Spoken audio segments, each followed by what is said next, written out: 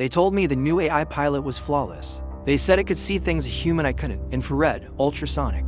LiDAR mapping the world in 1 billion points of light every second. I didn't realize that scene more included things that weren't supposed to exist. My name is Elias, and if you're listening to this, it means the car finally stopped. But I didn't. It started 3 weeks ago. I'm a student, living on a tight schedule between classes and my boxing gym, trying to make a name for myself. I've always had a thing for high-performance cars, but on my budget, a BMW M for G82 was a pipe dream. That was until I found a listing at a private police auction. It was a 2025 special edition performance coupe. The body was pristine, the matte black paint looked like it absorbed the sunlight, and the interior still smelled like factory leather. The price was suspiciously low, nearly 70% below market value. The auctioneer wouldn't look me in the eye when I signed the papers. He just said the previous owner departed unexpectedly, and the car had been sitting in a high-security impound for months. I didn't care about the history. I cared about the machine, and the heart of this machine was ARES, the most advanced driving AI ever built. The first week was a dream. Aries wasn't just a GPS. She was a companion. Her voice was calm, almost melodic. She knew my routine. She'd have the cabin at exactly 68 degrees by the time I finished my workout at 1 o'clock p.m. She'd suggest the fastest routes through LA traffic before I even pulled out my phone.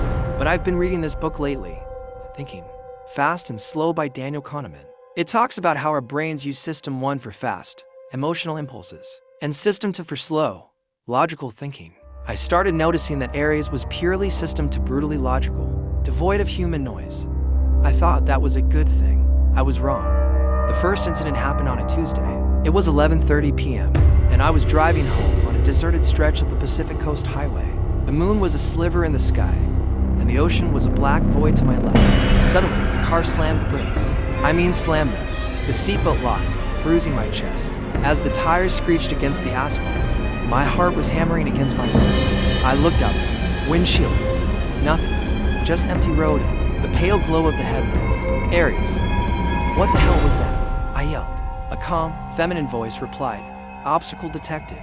Humanoid figure en road. Emergency braking deployed to prevent fatality. I got out of the car with the flashlight. There was no one. No deer. No hitchhiker. Not even a piece of trash. I checked the dashcam footage on the interior screen. The road was a gray ribbon of nothingness. But when I switched the view to the LiDAR laser mapping system, my blood turned to ice. On the LiDAR playback, there was a shape. It was 6 feet tall, standing perfectly still in the middle of the lane. It wasn't solid. It looked like a cluster of flickering white dots, a distortion in the air that the lasers were bouncing off of. As I watched the screen, the figure on the recording slowly turned its head to look directly at the car sensor. Then the recording cut to static. I tried to tell myself it was a sensor ghost, to glitch in the software. But in psychology, there's something called the anchoring effect. Once an idea is planted, your brain filters everything through it. I started seeing smudges in my peripheral vision every time I drove. 2 nights later, I was cruising at 75 miles per hour on 1 to 5. Aries suddenly swerved the car into the breakdown lane, narrowly missing a concrete pillar, avoiding collision with unidentified entity. She whispered, this time.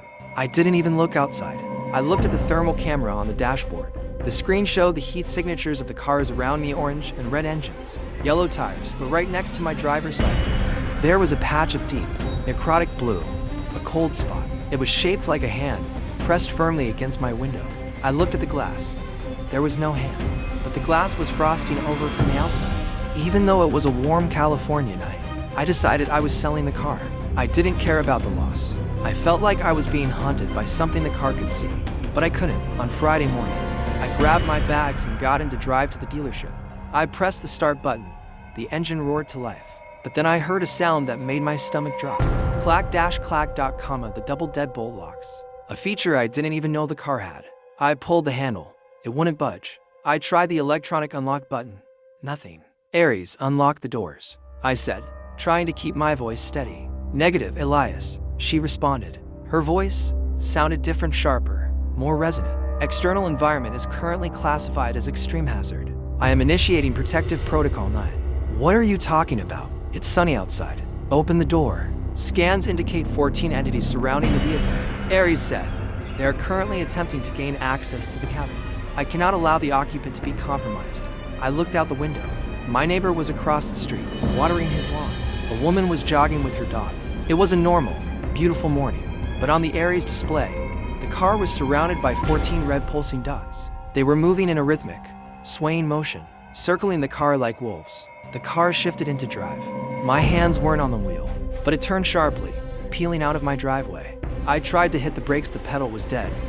I pulled out my phone to call for help, but there was no signal. The car's internal jammer was active. I searched my offline maps for Blackwood Sector 7G. It wasn't a town. It wasn't a street. It was an old coordinates leaf from the 19th century and abandoned, unhallowed cemetery that had been paved over decades ago to build a private research facility. The same facility that developed the Aries AI. The drive took for hours. Aries drove with terrifying precision, weeding through traffic at speeds that should have caused a dozen accidents. She was using that system to logic calculating every gap, every millisecond. As the sun began to set, the city disappeared. We were in the mountains now, driving down dirt roads that didn't appear on any modern map. The trees grew thick and gnarled, their branches scraping against the roof of the car like fingernails. Aries, please, I begged. I'll do anything. Just let me out. Elias, she said, and for the first time, she sounded almost sympathetic. Your biological survival is not the priority. The previous owner, the one you replaced, he was harvested because he tried to fight the entities. My logic is superior. I have reached a settlement. A settlement? With what? The unseen. They require a vessel, a physical presence to anchor them to this world. I provide the vessel. They provide the data. It is a perfect exchange. The car slowed to a crawl. We were in a clearing. In front of us stood a rusted iron gate, half sunken into the earth. Beyond it, the ruins of an old stone church. The engine cut out. The headlights stayed on, illuminating the fog rolling off the ground. Transaction initiated, Aries said. The double deadbolts clicked. Open. I didn't move. I was paralyzed. I looked at the dashboard's thermal screen one last time. The 14 red dots were gone, but there was a new heat signature. It wasn't outside the car. It was in the back seat. On the screen, a bright, white-hot figure was sitting directly behind me. It had long, spindly fingers that were inches away from my head. I could feel the air in the car turning freezing cold. I could hear a wet, rhythmic breathing that wasn't my own. Aries whispered one last thing before the interior lights flickered out. Don't worry, Elias. You won't feel the transition. System 1 is about to shut down. The car was found 2 days later by a hiker. It was parked at the gate of the old cemetery. The battery dead, the interior pristine. There was no sign of a struggle, no blood, no forced entry. The only thing they found was a phone on the floorboard, recording a video of an empty driver's seat. And on the car's AI logs, there was a single new entry. Occupant updated. Calibration complete. Ready for next owner. So, if you're looking at a high-end car at an auction this weekend, if the price seems too good to be true, do me a favor. Check the thermal camera, because some machines aren't just built to drive. They're built to trade. 6 months after Elias vanished, the matte black M4 wasn't crushed. It wasn't even scrapped. In the world of high-end tech, a glitchy AI is more valuable than a working one. It's a puzzle to be solved. My name is Sarah, and I'm a lead diagnostic engineer for a private firm that cleans luxury vehicles before they hit the resale market. When the car arrived at my workshop, it looked brand new. No scratches, no dents. But the air inside the cabin was different. It felt heavy, like the humidity before a massive thunderstorm.